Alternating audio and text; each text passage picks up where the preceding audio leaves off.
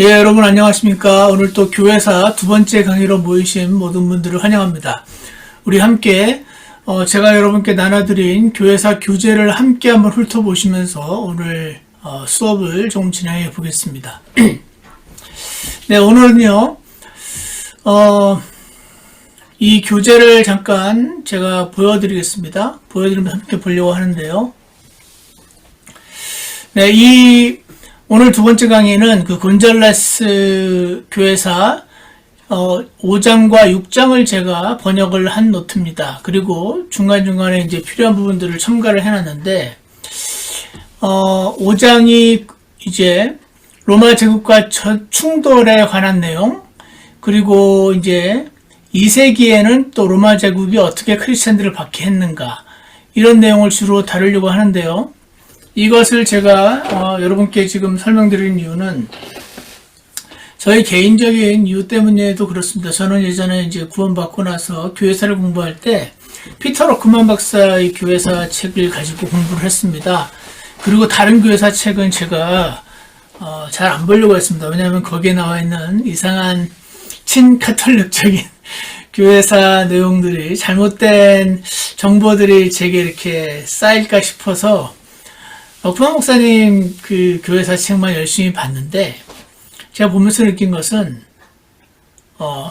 교회사 전체적인 흐름을 설명하지 않으시고 중간중간에 특히 이제 킹덤 성경 관련된 이슈들 위주로 해서 교회사를 하시니까 제가 열심히 그 책을 아무리 읽어도 교회사 전체의 흐름을 잘 이해하기가 어려웠다는 사실입니다. 그래서 제가 교회사를 강의하는 이 시간에는 초기에 콘스탄틴 대제라는 로마 황제가 기독교를 법적인 종교로 인정하기까지 로마 제국이 크리스천들을 박해를 했는데 무슨 이유로, 어떤 식으로 박해를 했는지에 대한 내용에 대해서 제가 사실상 잘 모르고 있었다는 것을 나중에 알게 되면서 이 부분을 여러분께 한번 알려드리는 시간이 있으면 좋겠다고 생각을 했고요.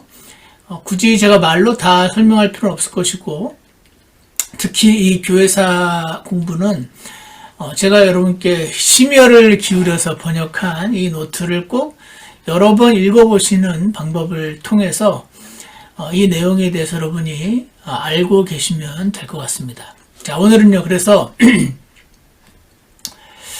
이제 기독교가 생겨나면서 이제 로마 제국과 충돌이 생기는데, 오늘 여러분께 설명하고 싶은 것은, 제가 여러분께 강조하고 싶은 부분은 파란색으로 한번 표시를 좀 해놔봤습니다. 그래서 이걸 굳이 하나하나 다 읽고 있을 필요보다는 저 부분 위주로 설명하면 좋겠다고 생각을 했고요. 먼저 새로운 유대 종파, 기독교는요 새로운 유대교 종파 중에 하나로 인식이 되었다 하는 부분을 여러분이 꼭 기억을 하셨으면 좋겠습니다. 이 부분이 왜 중요한지는 나중에 아시게 될 거고요. 지금은 이 부분을 이해만 하시면 될 것 같아요. 여기 보시면 처음 기독교인들이 있죠. 사도 바울을 비롯해서 고린도 교회 이런 사람들, 그리고 예루살렘에 있는 교회의 사람들, 이런 사람들은요 새로운 유대교 말고 새로운 기독교라는 종교를 자기들이 믿는다고 생각하지 않았어요. 처음 제자들 생각해 보시면 전부 유대인들이었습니다. 이들은 전부 유대인 출신 크리스찬이죠. 이들은 유대인들이었으며 다른 유대인들과의 주요한 차이점은 메시아가 오셨다고 확신하고 있었다는 겁니다. 그러니까 두 종류죠. 전부 유대인이었어요. 어차피 나중에 이방으로 그 기독교가 전파되기 전에. 그러니까 메시아가 예수님이시고 이미 이제 오셨다, 구약에 약속된 대로 오셨다고 믿는 유대인들이 있었고, 저자는 메시아가 아니다라고 생각하는 유대인들이 있었고, 그래서 이 차이점은 메시아가 이미 오셨다고 확신한 거였습니다. 반면에 안 믿은 사람들, 다른 유대인들은 여전히 메시아의 도래를 기다리고 있다는 점이 달랐습니다. 아직 안 왔으니까 앞으로 오실 거라는 거죠. 그래서 기독교가 유대인들에게 전한 메시지는 너희는 이제 유대인이 아니다, 유대적 정체성을 버려야 한다, 그 메시지가 아니었습니다. 오히려 이제 메시아가 왔으니까 이제 진짜 제대로 된 유대인으로 살아야 된다. 그 말을 하는 것이었다 하는 것입니다. 여기도 보겠습니다. 마찬가지로 나중에 이방인들에게 이제 기독교를 전파하잖아요. 그때 이방인들에게 전한 초기 기독교의 선포도 새롭게 탄생한 기독교라는 종교를 받아들이는 초대가 아니었어요.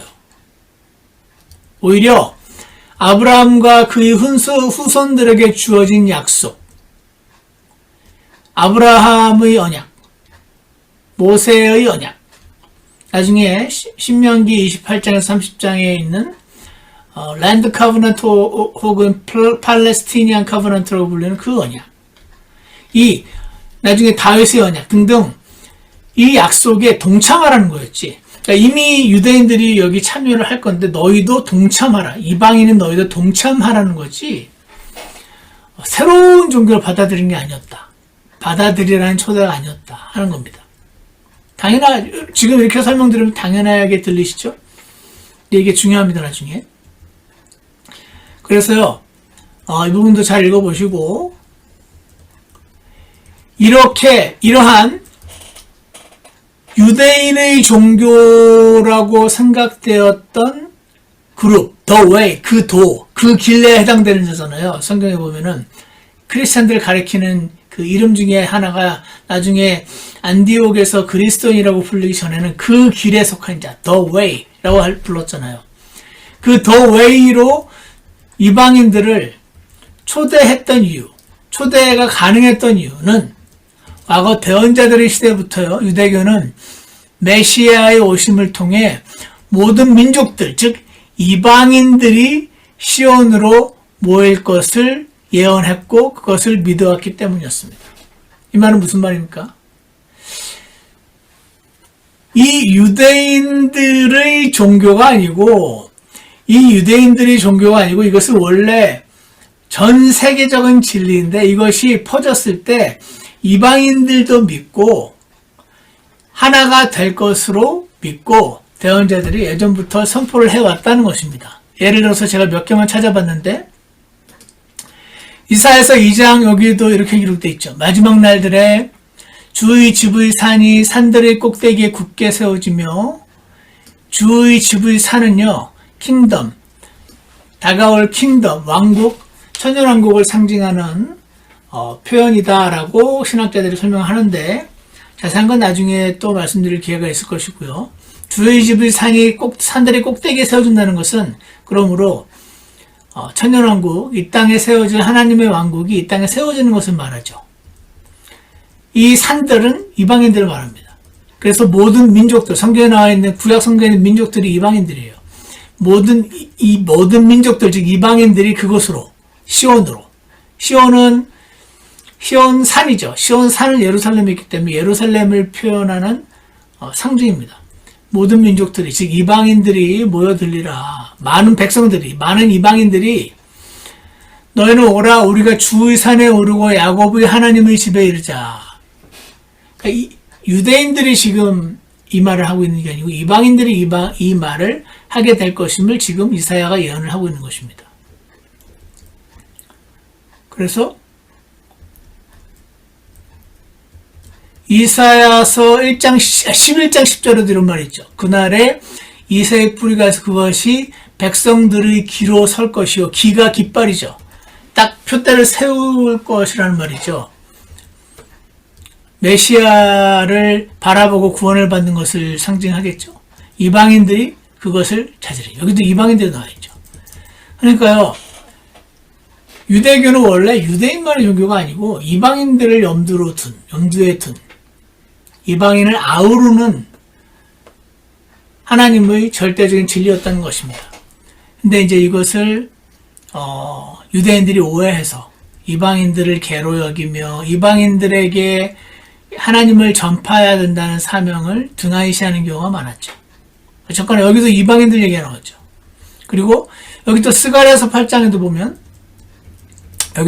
여기 적어놓지 않았지만 이사야서 19장 여기 또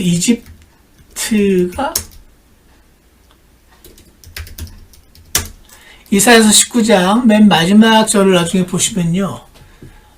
제가 여기 지금 잠깐 읽어드리자면 이사야서 19장 어떤 내용이 나오냐면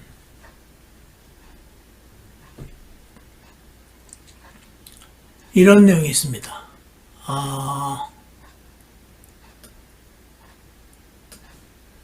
23절부터 25절까지 제가 여기다가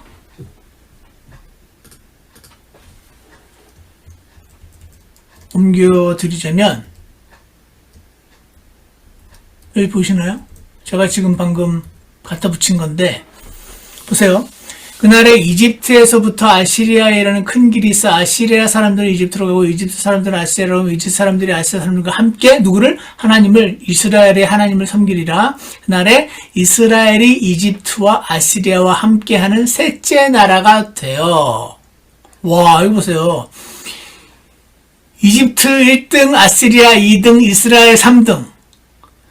이 나라가 전부 어떻게? 그 땅 한가운데서 복이 되고 만군의 주께서 그들을 부르시며 이르시되 내 백성 이집트여 내 손으로 지은 작품 아시리아여 내 상속 백성 이스라엘이여 복이 있을지어다 이렇게 했다고 말씀하시잖아요. 그러니까 여기 성경 구절도 다 보시고 제가 여러분께 강조를 하고자 했던 것은 여러분이 이미 아시겠지만 과거 대언자들의 시대부터 유대교는요, 메시아의 오심을 통해 모든 민족들, 이방인들이 시온으로 모일 것이라고 믿어왔습니다. 예수님 시대에 이방인들을 유대인들이 멸시했다고 해서, 그리고 지금 현재 유대인들이 이방인들을 향한 전파를 좀 등한시하는 것처럼 여겨진다고 하는 생각 때문에 우리가 오해하기 쉬운데 원래 이랬다. 그래서 초기 기독교인들에게 있어서 유대교는요. 기독교와 경쟁하는 또 하나의 종교가 아니라 같은 믿음이었습니다. 같은 믿음으로 생각한 겁니다. 아까 차이는 뭐라 그랬죠? 여기다가 제가 요 꺾은 사람은 제 생각입니다. 차이는 메시아가 맞는가? 제일 중요한 거. 그 다음에 모세의 율법으로 하나님의 백성이 되는가. 이 두 가지 이슈. 이 두 가지가 이슈였어요. 이 두 가지 이슈를 예수님이 건드리셔서 엄청 어려움을 겪으셨다 하는 것입니다. 자세한 건 나중에 더 설명드리기로 하겠습니다. 자, 그래서 이제 기존 받아들이지 않았던 유대인들, 예수님을 받아들이지 않았던 유대인들의 관점에서도요, 기독교는 새로운 종교로 보이지 않았어요. 유대교 내의 새로운 종파에 불과했습니다. 이해가시죠? 그래서 여기 제가 이렇게 이런 거, 유대인들이 단순히 또 하나의 종파로 여겼다 하는 것은 이런 거죠. 바리새파, 사두개파 이런 파 같은 또 하나의 분파, the way, 길파 이렇게 인식했다는 뜻입니다. 자, 그래서요. 여기 보시면 이제 이런 내용이 있는데 이것도 제가 이 교회사에서 봤던 중요한 내용인 것 같아서 파란색으로 표시했습니다. 여기 보시면 뭐냐면요. 기독교의 유대인들이 반대를 했잖아요. 이해가 좀 간다는 겁니다. 왜 유대인들이 예수님을 그렇게 반대했을까? 여러 가지 이유가 있는데 이거 되게 중요한 부분인 것 같아요. 보세요. 기독교를요. 유대교의 새로운 한 분파라고 간주를 했다고 했잖아요. 근데 이들이 너무 세진 거죠. 각 도시를 돌아다니며 선량하면서 무지한 유대인들을 자기 분파, the way, 그 도로 끌어들이는 세력으로 본 거죠. 자, 여기까지는 그냥 일반적인 내용인데 이게 중요한 것 같아요. 많은 유대인들이요. 성경적인 근거를 바탕으로 이 유대인들이 독립을 잃고 로마 제국의 석국이 됐잖아요. 그 이유가 뭔가 했을 때 조상들의 전통을 충분히 신실하게 지키지 않았기 때문이라고 믿었어요. 조상들의 전통은 모세의 율법을 가리키는 것으로 보입니다. 이건 사실 맞는 말이죠. 이들이 알고 있었어요. 자기들 나라가 힘이 없어서 지금 이렇게 로마에 속국이 된 게 아니고 하나님의 율법을 불순종해서 이렇게 됐다는 사실을 알고 있었던 거예요. 그런데 보세요. 그래서 이 새로운 분파가 나타나가지고요. 다시 한번 하나님의 진노를 이스라엘에 불러올지도 모른다는 두려움이 있었어요. 왜? 모세의 여기다 적어놨나 제가? 3번.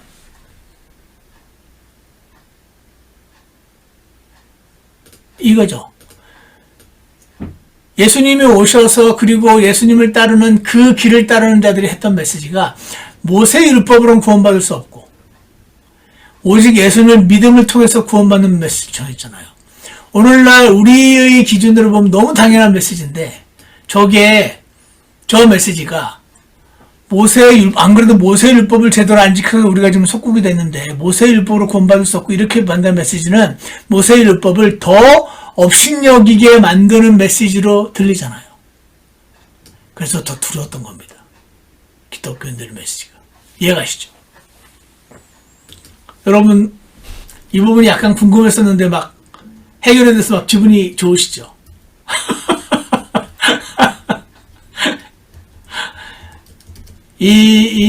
여기에 적혀있는 글들은 이 각주를 빼고 혹은 이 꺾은 쇠 제가 거의 없고 꺾은 쇠를 한 건 거의 없고 전부 각주를 달았는데 전부 이 책을 쓴 곤잘레스가 쓴 겁니다. 저는 이 곤잘레스의 말 중에 대부분 찬성하지만 반대하는 내용들도 있기 때문에 그런 경우에 특히 각주를 달아서 제 의견을 갖다 붙여놓았고요.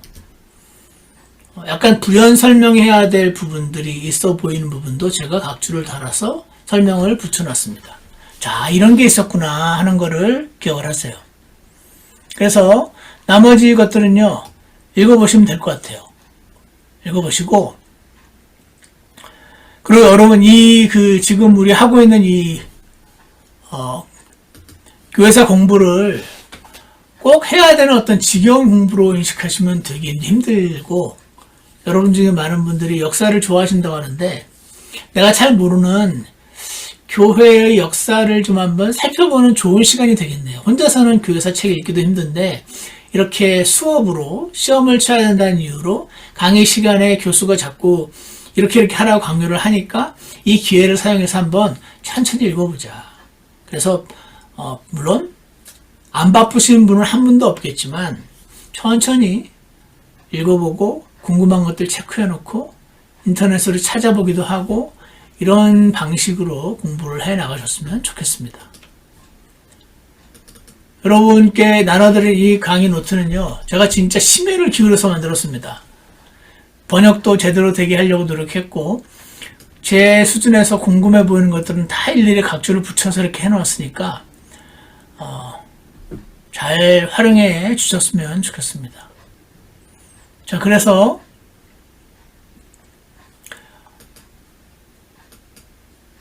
이 부분 다 이제 읽어보시면 될 것 같고요.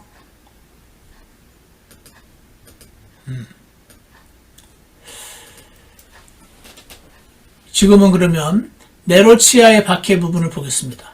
일일이 하나하나 읽고 설명을 드리면은 너무 좋을 것 같은데 그러기에는 너무 시간이 부족한 방식의 강의인지라 이런 식으로 좀 빨리 넘어갈 수밖에 없음을 이해해 주시기 바랍니다. 자, 네로 황제가 거의 정신병자 미치광이 황제로서 온갖 악행을 저질렀다 하는 그런 내용을 들어보신 분들이 많이 계실 겁니다. 저자가 기독교인들을 많이 죽였다더라 하는 말도 들어보셨을 겁니다. 여기에 이제 네로의 그 이야기가 쭉 읽어보시면 돼요.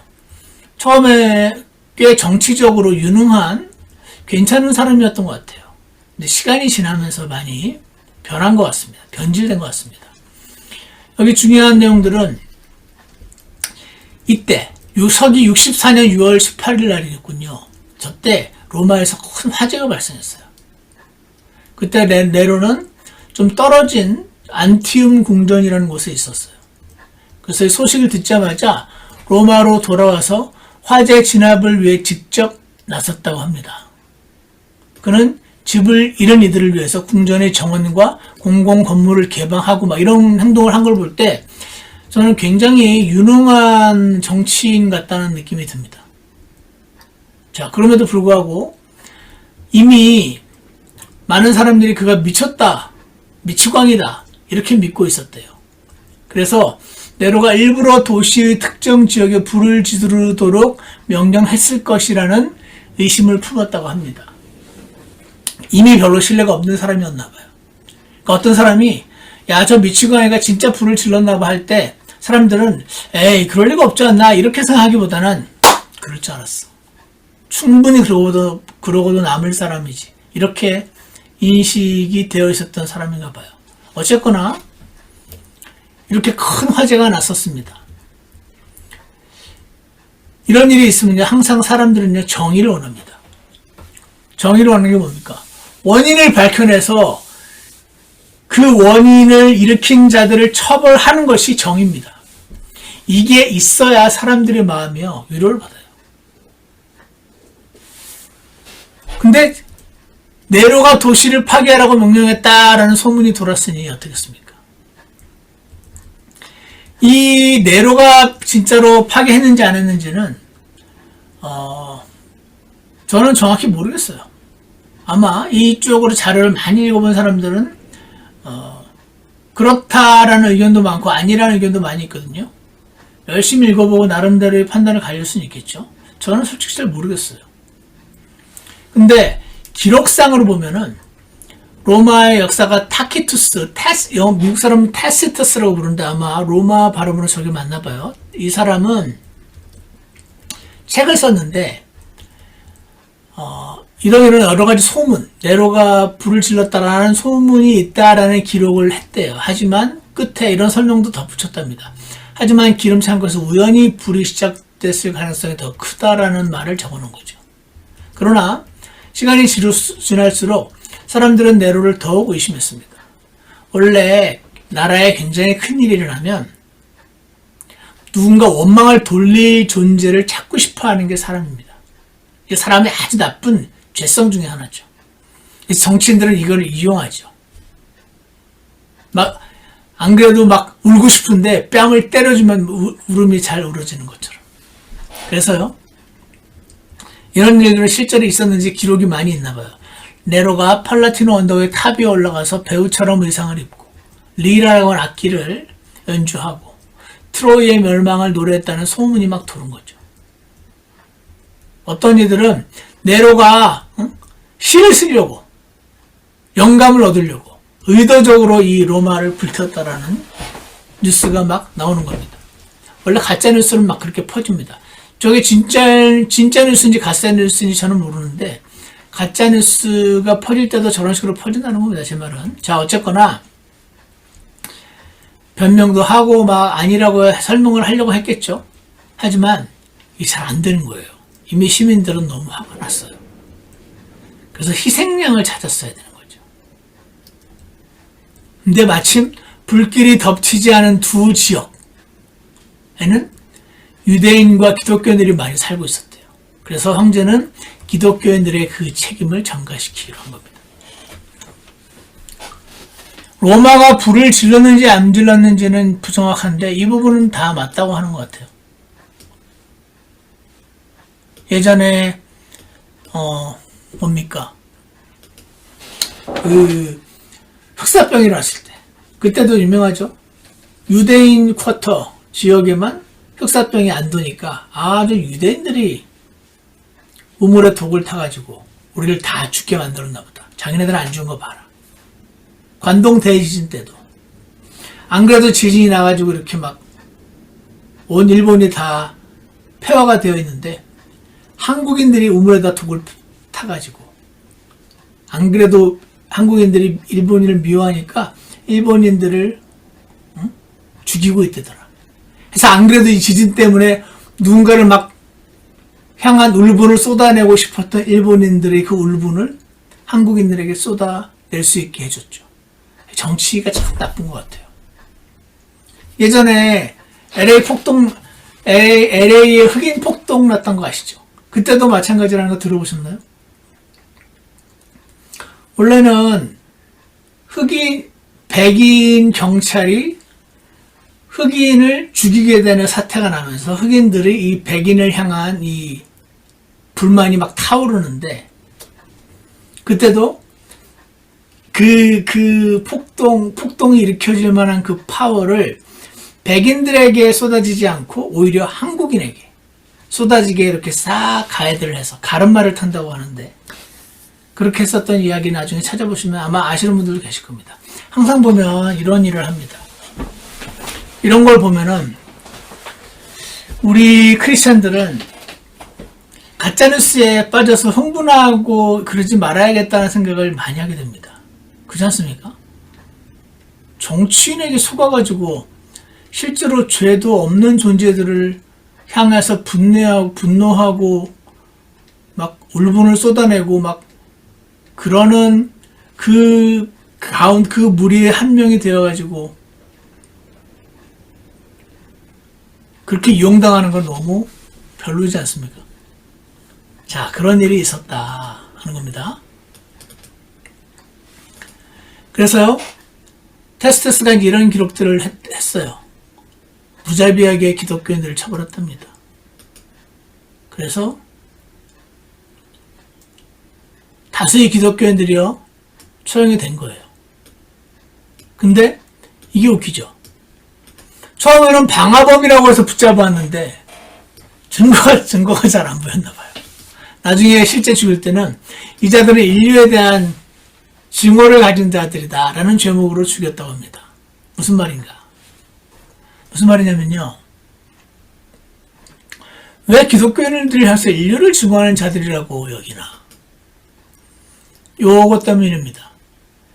당시에 로마의 영국, 군대, 문학, 스포츠 등 모든 사회적 활동은요, 이교도 신전과 관련된 이교도 신앙, 우상숭배와 깊이 얽혀 있었다 그러네요. 그냥 요즘처럼 단순히 영국만 볼 수 있는 게 아니고 이교도 신앙과 깊이 얽혀 있었대요, 이런 것들이. 그러니까 기독교인들이요, 구원을 받고 하나님을 알게 되고, 그리고 하나님이 다른 신을 싫어하신다는 걸 알고 우상숭배를 미워하신다는 걸 아니까 영국 자체를 싫어하는 건 아닌데 영국 보러 가는 게 어려워지고, 군대 자체를 싫어한다기보다는 군대에서 우상숭배하는 걸 피하게 되고 이렇게 되는 거죠. 그러니까 이런 활동을 어쩔 수 없이 피하게 된 거죠. 그러니까 테스트스 같은 로마인의 눈에는 기독교인들이요, 사회와 문화를 거부하는 인류 혐오자로 보였던 겁니다. 이거 이해하십니까? 그래서요, 로마 제국 시대에 기독교인을 제일 미워했던, 유대인을 제일 미워했던 사람들이 누군지 아십니까? 일반 로마 평민들이 아니고요, 로마 귀족들이었대요. 왜냐하면 로마 귀족들은 우리 문화, 우리의 그 가치에 대해서 자부심을 느끼고 있는 인텔리젠시아라고 부르더라고요. 인텔리 계급. 근데 이 별것 아니어 보이는, 우습게 보이는 유대인들과 기독교인들이 나가 중요하게 여기는 행사에 참여하기 싫어해. 그럴 때 자존심이 상하는 거예요. 제가 예전에 저희 동네에서 무슨 모임이 있어가지고 거기에 참여를 했었는데, 거기에 모였던 분들이 그렇게 와인을 좋아하시는 분들이 대부분이었어요. 한 분은 자기 집 지하에다가 와인 셀러를 만들어가지고 그 와인이 이게 어떤 와인이고 그 와인에 대한 설명도 엄청 많이 하시고, 그리고 이분은 모임을 가질 때마다 자기 집에 있는 아끼는 와인 하나를 가지고 가는 거죠. 그럼 사람들이 와, 이렇게 좋은 와인을 가지고 오신다면서 막 좋아하고 한잔 마시고 와, 너무 막 맛있다고 하고 이렇게 칭찬해 줘야 되는데 제가 거부하니까, 보통 그럴 때 아, 저 사람은 와인을 싫어하는구나. 이렇게 여기면 되잖아요. 근데 보통 그렇게 여기지가 않나 봐요. 자존심 상하는 거, 나를 무시하는 것 같고, 이렇게 여기는 걸 보면서 제가, 이 좀 전에 읽었던, 당시 로마인들이 특히 인텔리전시아, 한국으로 치면, 한국에는 강남에 사는 부자들이, 자신들이 믿고 있는 가치를 무시하는 어떤 존재들을 보면서, 오히려 많이 누구보다 더 많이 미워하게 되는 그런 일이 발생을 했더라 하는 것을 설명을 하고 있습니다. 그래서 테스토스가 이제 기록한 내용에 어떻게 그 기독교인들이 네로 치하에서 박해를 받았는지 내용이 나옵니다. 기독교인을 죽이기 위한 네로는 그들을 사람들에게 보여주며 조롱거리로 삼았고 짐승의 가죽을 덮어 씌운 뒤에 개들이 물어뜯게 하기도 하고 십자가에 못 박기도 하고요. 일부는 밤에 횃불처럼 사람을 그 기둥에 꽂아놓고 불을 태워서 거리를 밝히는 램프로 사용을 하고 자신의 정원을 개방해서 이런 장면을 연출하고 사람들에게 다 보여준 겁니다. 사람들은 기독교인들이 원래 처벌받아야 할 범죄자였다고 해도 그들이 단지 황제의 잔인함을 만족시키기 위해 죽어가고 있다는 사실에 동정심을 느끼는 사람들이 꽤 많았다. 기독교인이 아닌 일반 로마인들도 이런 말도 이 사람이 적어놨더라고요. 하여간에 이 타시터스는요 크리스찬이 아니죠. 당연히 이교도 역사가입니다. 로마 제국 역사가 하는 사람인데 이 사람은 기독교인들에 대한 어떤 편들고 싶은 마음이 없어요. 애정이 없죠. 하지만 네로가 그들을 박해한 이유가 진짜 정의를 실현하고 있는 게 아니고 개인적인 변덕 때문이었다고 지적을 한다 하는 것입니다. 그래서 이렇게 네로 치하에 굉장히 박해가 있었다. 이 내용을 쭉 한번 읽어보시면 되겠습니다. 중요한 거라기보다 기억할 만한 점은 처음에는 방화 혐의로 기소됐는데 기독교인이라는 이유만으로 인류를 증오하는 자, 나를 증오하니까 내가 중요하게 여기는 것을 가치 있게 안 여기니까 내가 중요하게 여기는 이 분의 동상이 저를 안 해주니까 그래서 박해받기 시작했다 하는 것입니다. 나중에 네로는 이렇게 됐고요. 자, 이런 내용이 쭉 나와 있어요. 천천히 읽어보시고 한 두세 번 읽어보시기를 권합니다. 그래서 이 정수영 박사님 교회사 1권입니다. 1권 페이지 64를 보시면 여기에 베드로가요 42년에서 68년 요 기간 동안 26년간 로마 교회의 감독을 했었다. 그러다가 이 네로 황제가 좀 전에 그렇게 기독교인을 죽였을 때 그때 순교했다 라고 로마 천주교회가 주장한다는 내용이 기록되어 있어요. 한번 읽어보십시오. 이 부분을 조금 부연을 설명하자면 이 리베리우스 목록이라는 게 있나 봐요. 리베리우스 목록, 리베리안 캐탈로그 AD 354년에 만들어진 건데 여기와 그리고 로마 교황 목록이라고 번역되는 이름은 캐탈로그스 로마노름 폰티피컴 로마 교황 목록이라는 중세 문헌이 있는데 이 문헌에 베드로가 42년에 로마에 도착했고 주교가 됐고 여기서 25년 내지 27년간 요 기간 동안 재임했다고 기록이 되어 있습니다. 있다고 합니다. 제가 직접 확인해 보진 않았어요. 그냥 정수영 박사님의 그 학자로서의 권위를 믿고 제가 확인해 보지 않고 여러분께 말씀드린 거예요. 그 다음에 제롬은 4세기경 사람인데요. 굉장히 존경받았던 인물이죠. 성경도 막 라틴어로 번역하고 라틴어는 고대 로마어입니다. 자, 그래서 베드로가 25년간 로마에서 감독을 했었다. 그러니까 당시 막 이런 사람들의 기록을 보면은 베드로가 이 기간 동안 로마 교회 감독을 했다는 게 정설로 여겨주기 쉬워요. 그래서 제가 시험 문제 뭡니까? 베드로가 로마 교회 감독으로 있었다는 소문이 있는데 몇 년도부터 몇 년도인가? 그럼 40에서 68년 이렇게 답을 적으셔야 됩니다. 아시겠죠? 자, 이러한 역사 자료들이 있음에도 불구하고 현재 2025년 현재 이 내용들은 천주교의 공식적인 입장이 아니더라고요. 왜 아니지? 왜냐면 이제 이 자료들이 역사적으로 증거가 부족한 내용이라는 게 드러났기 때문에 이 자료들 이거 리베리안 카탈로그 교황 목록 제롬의 글들을 인용하면서 베드로가 이때 로마 교회 감독이었다라고 주장하면 이제는 여러 학자들이 다른 증거들을 들이대면서 틀렸다라고 할 사람이 너무 많으니까 천주교의 공식적인 입장은 아니래요. 그래서 정성교회사 180페이지에서 184페이지까지 교황권 제도의 발전사 해서 로마 카톨릭 교회가 어떻게 주장을 하고 그 다음에 성경에 의해서는 성경을 보면은 베드로는 로마에 간 일조차 없다는 거 그리고 등등 해가지고 184페이지까지 베드로가 로마에 간 일이 전혀 없음을 잘 설명해 놨습니다. 이 책을 잘 보시고요. 숙제입니다. 여기 기록된 내용을 잘 읽고 정리하세요. 어떤 목적으로? 나중에 그냥 단순히 시험 목적이 아니고요. 여러분이 직접 누구를 만났다고 생각해 보세요. 그 사람이 베드로가 로마에 갔다고 철저하게 믿고 있어.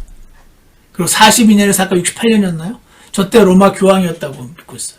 그래서 현재 로마의 교황은 베드로의 권위를 이어받은 자다. 현재 로마 교황이 한 말은 성경과 동일한 권위를 갖는다. 이런 말들이 있잖아요. 이런 말들을 하는 사람에게 쓸데없는 소리 하지 마!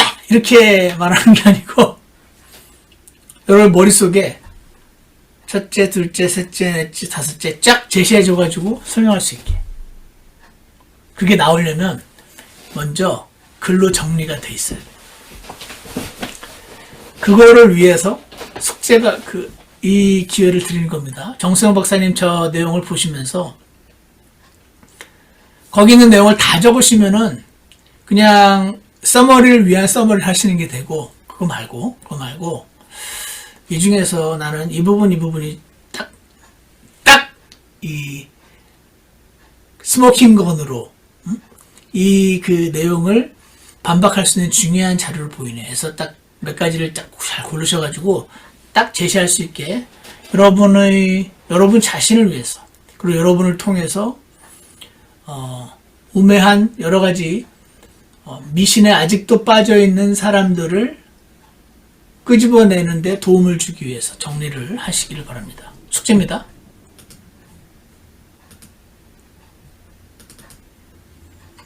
자, 그래서요. 요 다음부터는 이제 아까는 네로고요. 도미티안이라는 황제가 81년부터 96년까지 로마 황제였는데 이 사람이 또 그렇게 그리스도인들을 많이 박해를 했어요. 그래서 쭉 읽어보시면 이게 중요한 부분이죠. 기독교인들은 로마의 신들과 많은 로마 전통을 거부했으며 그래서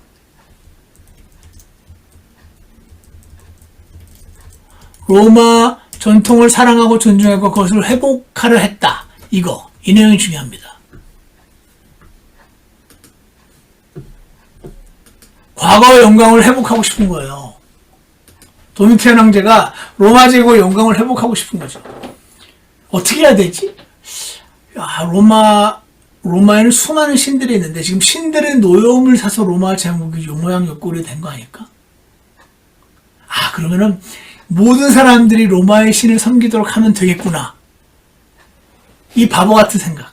하지만 그 당시로서는 매우 그럴듯한 생각에 꽂힌 거죠. 꽂혔어. 다 성결하 숭배라는데 크리스천들이 말을 안 듣네.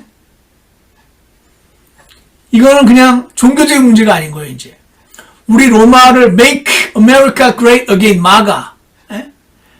마가의 미국이 다시 왜 막 욕구리 됐지? 원인이 있어야 되나? 불법 체류자들 이런 식으로 Make Roma Great Again 하고 싶은데 크리스천들이 말을 안 듣네. 이렇게 된 거였어. 그래서 크리스천들이 반역자로 주는 거예요. 반역자로. 이거 참 놀랍죠. 자, 그래서요. 잘 읽어보십시오. 읽어보면 됩니다. 아까도 말씀드린 것처럼 유대인과 기독교인은 우리는 이제부터 기독교인입니다. 그런 적이 없어요. 그러니까 로마 당국은 저자들이 유대인인지 기독교인인지 헷갈리는 거예요. 왜냐면은 그들 안에서의 예수님이 진짜로 메시아인가 아닌가, 유대 율법이 어떤가, 모세 율법이 이 부분이기 때문에 겉에 있는 사람으로서는 중요한 거야. 이렇게 되는 겁니다. 그래서 구분이 안 된 거죠. 그래서 유대 관습을 따르는 모든 사람들, 유대인과 기독교인은 함께 박해를 할 것입니다. 이해가시죠? 그런데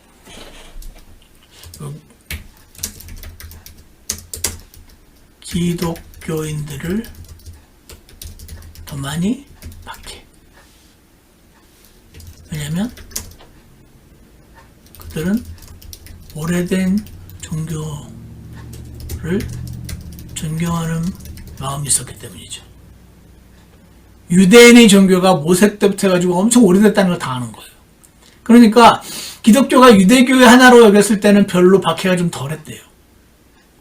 근데 나중에 기독교가 우리는 유대교가 다르다. 그들은 모세의 율법을 통해서 구원을 받지만 우리는 예수님 믿어서 구원받는 거다. 그들은 메시아가 안 왔다고 믿지 우리는 왔다고 믿는다. 이렇게 말을 하는 거를 겉에서 별 관심 없는 사람들이 듣다 보니까 이 사람들은 자기네들이 유대교를 믿는 자들이 아니라고 좀 말하는 거네. 그러면은 누가 진짜지라고 관심 없어요. 이 사람들은 유대교인 줄 알고 봐주려고 그랬는데 유대교인들은 그래서 황제 숭배도 안 해도 좀 봐주는 게 있었다고 나중에 제가 자료를 통해서 따로 알려드릴 건데 좀 봐주려고 했던 거예요. 근데 기독교인들이 아니라고 하면서 하는 거 보고 아니야? 너네 아니었어? 같으면 봐주려고 하는데 아니면 너네도 해. 너네도 우상숭배가 아니라 황제숭배해. 이렇게 된 거죠. 그래서 기독교인들이 더 박해를 받게 되는 이 이상한 아이러니한 현상이 나오게 됩니다. 이해가시죠?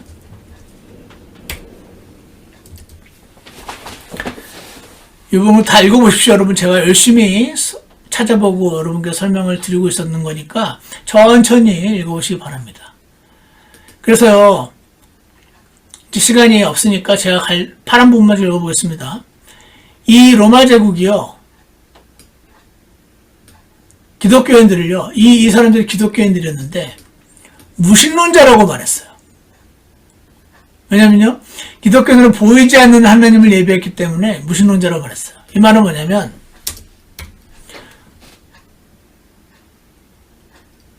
형상을 숭배를 안 하니까 이 말입니다. 야, 너네 신을 믿잖아. 신은 형상이잖아. 이 형상을 숭배해. 우리는 형상을 숭배 안 합니다. 형상을 숭배 안 해? 그럼 너네 신을 안 믿는 거야? 무신론자네? 이렇게 되는 겁니다. 이해가십니까? 왜 누구보다 신을 믿는 기독교인들이 무신론자라는 비난을 받았는가? 이유가 여기 나와 있습니다. 자, 그래서 여기 보면은 소아시아의 박해가 도미티안 치하에서 있었고 그때 요한계시록을 저술했다 하는, 그래서 요한계시록의 기록연대가 AD 90년에서 95년경이다라는 것을 이 사람이 건잘레스가 잘 설명을 하고 있죠. 자, 그래서 다 읽어보시면 됩니다. 다 굳이 같이 제가 좀 읽어보진 않겠습니다. 그래서 이러한저러한 이유로 인해 가지고 도미티안 때문에 엄청 박해를 받았지만 도미티안이 죽고 나고 하면서는 상대적으로 이제 박해가 좀 잠잠해졌다. 그런 내용인 것입니다. 그러다가 이제 2세기 박해가 이제 시작이 됐는데, 이 부분은 다음 시간에 할까? 여러분은 한번 쭉 읽어보시기 바랍니다. 오늘 이번 주에 읽어보시기 바라고요. 여기 제가 적어놓은 이런 그 각주도 꼭 읽어보시고, 저는 다음 시간에, 좀 더 이 부분을 함께 설명하는 시간을 갖든지 아니면은, 다음 시간에 그 판단을 하겠습니다. 오늘은 이 정도로만 해야 될 것 같고요. 필요하면은 이 부분은 그냥 제가 설명하는 걸 생략하고 넘어갈 수도 있습니다. 여기 이 분홍색으로 해놓은 부분도 제가 중요하다고 생각돼서 해놓은 거니까 저 부분을 잘 한번 읽어보시기 바라고요.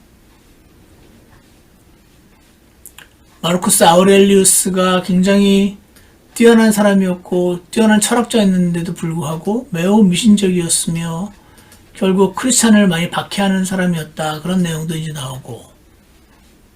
그래서 초대교회에 AD 100년, 200년 그 무렵에 크리스찬들이 어떤 이유로 누구에게 얼만큼 박해를 받았는지에 대한 내용을 한번 쭉 읽어보는 시간을 가지시면 좋을 것 같아요. 저스틴이 기독교와 철학이 절대로 섞여서는 안 되는데 이 부분 같은 경우에 나중에 설명이 필요한 것 같으니까 다음 시간에 설명을 좀 해야 될 것 같습니다. 오늘은요,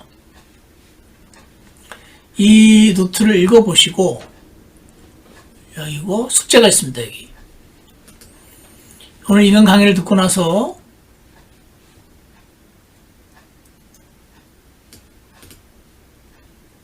숙제가 요걸 읽는 거예요. 요걸 읽으신 다음에 퀴즈를 푸시는 거죠. 퀴즈는 요겁니다. 3개밖에 없습니다. 안 읽으시면은 대답하기 어려운 주관식 질문입니다.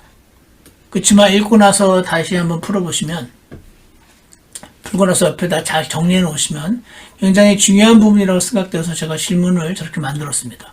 나중에 중간고사 때 문제로 나올 가능성은 높습니다. 그리고 아까 말씀드렸던 거, 베드로가 왜 로마 주교인 적이 없는지 정리해 놓기가 4번째 숙제. 요거 3개는 퀴즈고, 이렇게 하니까 헷갈리네. 이게 어떻게 돼야 되냐면, 이게 숙제 1번. 이거는 퀴즈. 이거는 퀴즈고요.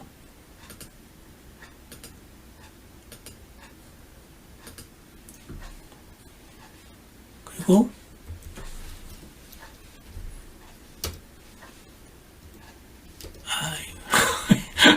이게 2번. 이게 넘버. 이것도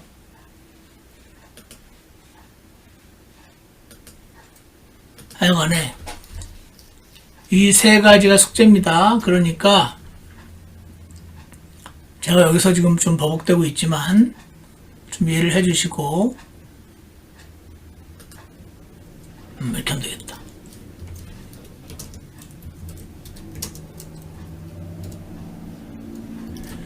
요거 이렇게 3개의 퀴즈를 푸시고, 요거 읽고, 이게 숙제입니다. 그리고 이거 정리하고, 강의노트 정독하시고, 퀴즈 점수 정리까지 다 마쳤습니다. 라고 이메일 저한테 보내주시므로 숙제가 마무리되고요.